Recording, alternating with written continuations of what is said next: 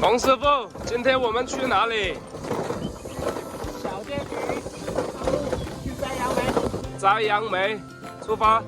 哇，这里好多车，好多人。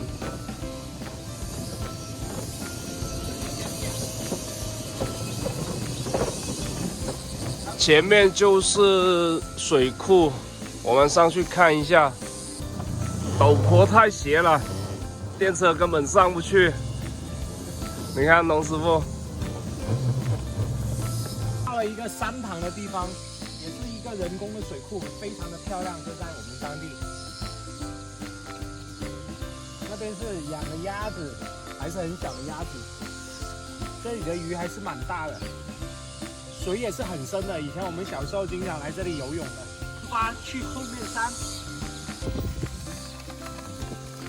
这是我们当地的杨梅，个子是比外面比较小一点的，但是非常的甜。那几个山头都是杨梅，每一个山头都是有一户人家在种的。这一户我们不认识人，我们先走了，不吃了。给大家介绍一下，这个是荔枝。今年的雨水不是很多，荔枝花很多。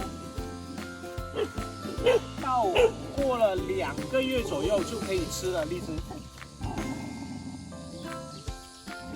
还是走吧，好不好？走吧。给大家隆重介绍一下你们经常吃的一种香料，就是这种桂皮。我们用的就是它的皮。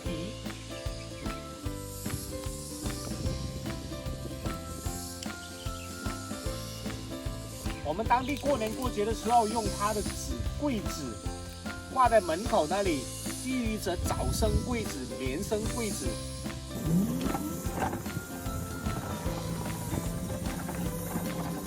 现在隆重给大家介绍一种有机肥，你们住在城市里的可能一点都不知道，就是它。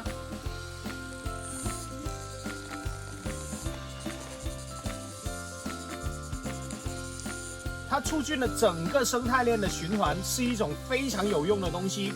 大家看到没有？这里整棵树都是杨梅，给个特写。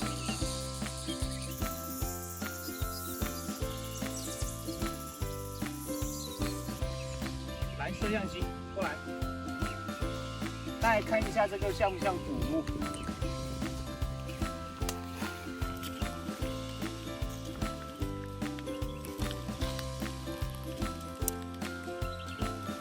其实它是一个烧炭的地方，看一下烟囱。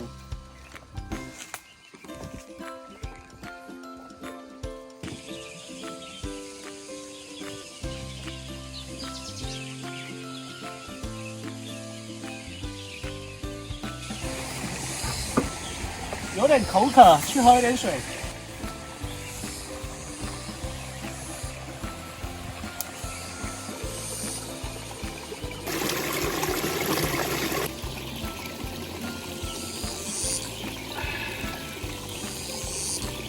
非常甜的山泉水。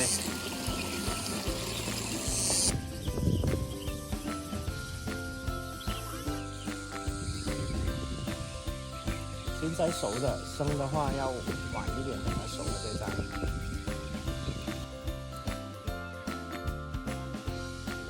这种山就很适合用来种杨梅或者荔枝、龙眼，让它可以有充足的阳光让它吸收。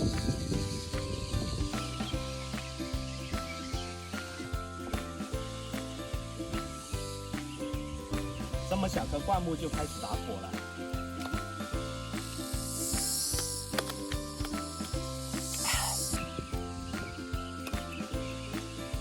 我最喜欢这种了，不用爬树，直接蹲下来就可以吃了。